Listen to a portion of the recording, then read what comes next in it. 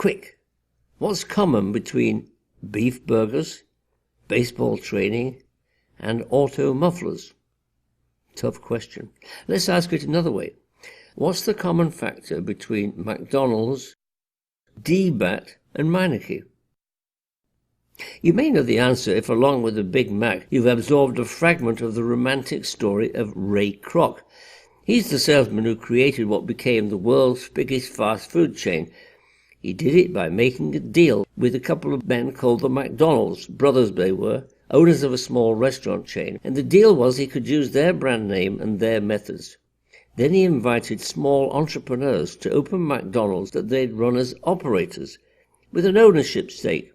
Very different than the business model where mom and pop stores have full ownership but no similar support. All the examples in my opening question are franchise operations. Kroc is sometimes credited with inventing franchising, and so is Isaac Singer, the sewing machine magnate. Not so. The real genesis of franchising was not in stitches or beef. It was in beauty. Martha Matilda Harper was a Canadian-born maid. She made the beds, cleaned house, did the shopping. In the employment of a doctor's family in Ontario, she acquired a secret formula for shampoo, one more scientifically based than the quackeries advertised every day in the newspapers. The kindly doctor also taught the maturing young woman the elements of physiology. Martha had a secret ambition to go along with the secret formula, a determination to run her own business. By 1888, serving as a maid in Rochester, New York, she'd saved enough money, $360, to think of opening a public hairdressing salon. But before she could realize her dream, 2 blows fell. She became sick and collapsed from exhaustion. Mrs. Helen Smith, a healing practitioner of the Christian Science faith, was summoned to her bedside. The 2 women prayed, and Martha recovered. No sooner was she better than she was told, "Oh no, you can't rent the place you lied." You see, her venture was to be the first public hairdressing salon. A woman in business was shocking enough then. Only 17% of the workforce in 1890 was female. But a woman carrying out hairdressing and skin care in a public place, why, it was sure to invite a scandal. Martha spent some of her savings on a lawyer and won her case. She proudly displayed on the door of her new salon a photograph of the barely 5-foot Martha as Rapunzel, with hair down to her feet, but glowing with good health.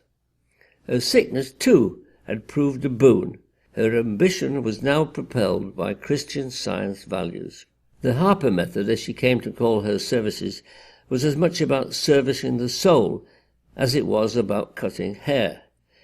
In the therapeutic serenity of her salon, she taught that every person could glow with the kind of beauty she had, if spiritually whole and physically obedient to what she called the laws of cleanliness, nourishment, exercise, and breathing. She was very practical about it.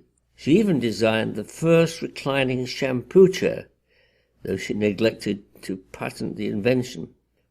Martha's salon was a huge success. Celebrities came from out of town to experience the Harper method.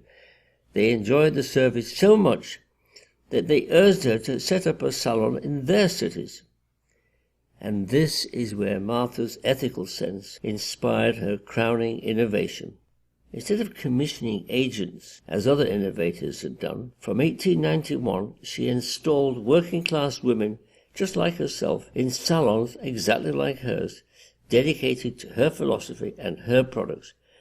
But these new employees were not provided a salary by Martha. The women in what became a satellite network of 500 salons in America and then Europe and Central America and Asia actually owned the Harper salons. What was good enough in the 19th century for suffragette campaigners like Susan B. Anthony, and was good enough in the 20th century for Woodrow Wilson, Calvin and Grace Coolidge, Jacqueline Kennedy, Helen Hayes, and Lady Bird Johnson, must be good enough for the rest of the world. Today, only the Harper Method founder's shop remains in Rochester, New York, but Martha's legacy is manifold. Her health and beauty treatments have been copied, and her business model is dominant. In fact, half of retail sales in America are through Martha Harper's franchising idea.